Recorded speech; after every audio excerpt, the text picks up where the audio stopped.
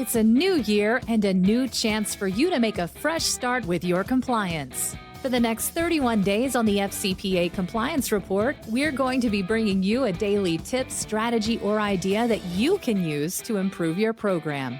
Here's your host, Tom Fox, the Compliance Evangelist. Triage of internally reported allegations. One of the things that I learned from the television series MASH was the need for triage. In the hospital setting, triage is the process of determining the priority of patients' treatments based on the severity of their condition. In the 2012 FCPA guidance, there is a short but succinct statement, quote, once an allegation is made, companies should have in place efficient, reliable, and properly funded process for investigation, the allegation, and documenting the company's response, including interdisciplinary or remedial measures. This is considered more expansively evolving in the 2020 update to the evaluation of corporate compliance programs. Under Part 1, Section D, confidential reporting structure and investigation process, it stated in part, properly scoped investigations by qualified personnel. How does the company determine which complaints or red flags merit further investigation? Given the number of ways that information about violations or potential violations can be communicated to the government regulators, having a robust triage system is an important way to separate the wheat from the chaff and bring the right number of resources to bear on a compliance problem. One important area is making an initial determination of whether to bring in outside counsel to head up an investigation and the resources you may or want or need to commit to a problem. You literally have to kick the tires of any allegation or information so that you know the circumstances in front of you before you make decisions. You can achieve this through a robust triage process. Compliance practitioner Jonathan Marks has suggested a 5-step triage process which allows for not only an early assessment of any allegation but also a manner to think through your investigative approach. Marks cautions that you must have an experienced investigator or other seasoned professional making these determinations, if not a more well-rounded group or committee. Next, what will be the types of evidence that you will need to consider going forward? Finally, before selecting a triage solution, you should understand what tools are available, including forensic and human, to complete the investigation. Mark's 5-step triage process includes the following. Stage 1. This consists of allegations that have a low threat level and do not suggest a breakdown of internal controls. Tips that are grouped into this stage do not have a financial or reputational impact. Stage 2. These allegations are more serious in nature and often indicate some deficiency in the design of internal controls. Examples include the business violation rules such as recurring employee theft or patterns of falsifying expense reports. Stage 3. These allegations are serious in nature and generally involve an override of internal controls and thus at a minimum a serious deficiency, but they also have only a minimal impact on financial statements or a company's reputation. More serious allegations in this category include fraud, embezzlement, bribery involving employees or mid-level management. These serious allegations that could have an impact on the completeness and accuracy of the audited financial statements that could indicate a material weakness in internal controls. They do not, however, appear to involve any member of senior management. Stage 5. These are serious allegations that involve one or more of the senior management team or are serious enough to damage the company's reputation.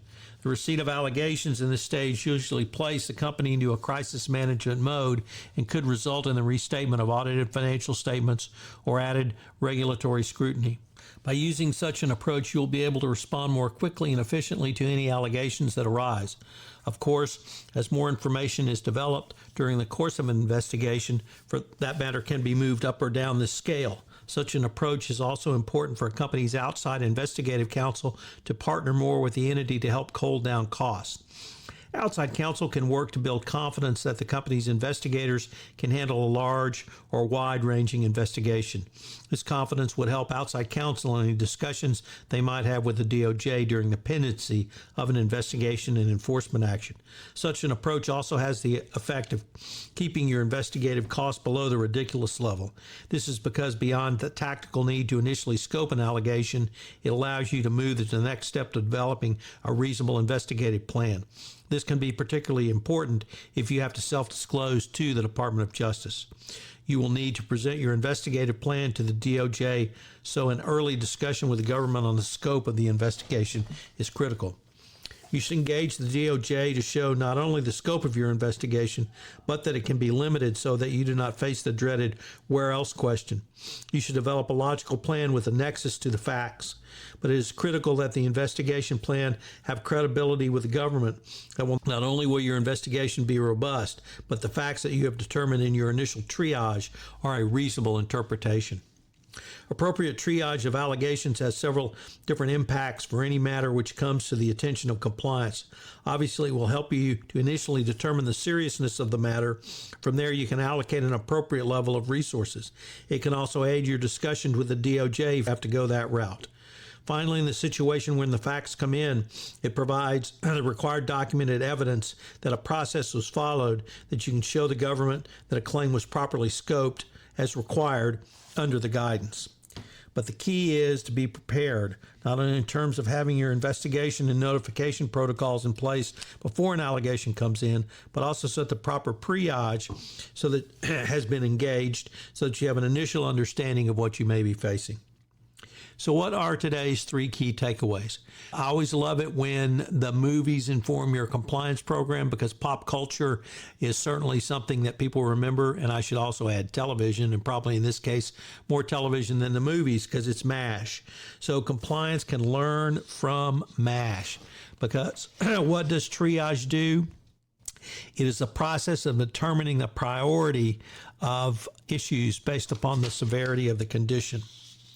Number 2, initial triage allows you to separate the wheat from the chaff of serious allegations of more inconsequential allegations. This is going to be critical for staffing, resources, and other issues relating to your investigation going forward. And finally, number 3, a robust triage process allows for greater credibility with the regulators. If you have a process and you've robustly followed that process, and the process itself is robust, I think it gives you greater credibility with the regulators. So it's a business efficiency and legal reason to. This is Tom Fox. I hope you will enjoy this month's offering on hotlines and investigations. 31 days to a more effective compliance program. If I could ask you to do, would you pass on to at least one person this podcast series on the nuts and bolts of compliance, as I'm trying to expand my audience base for 31 days to a more effective compliance program. I hope you'll join me again tomorrow, where I take up another topic in innovation in compliance. Thanks again for listening. 31 Days to a More Effective Compliance Program is a production of the Compliance Podcast Network. This podcast is a part of the C-Suite Radio Network. For more top business podcasts, visit c-suiteradio.com.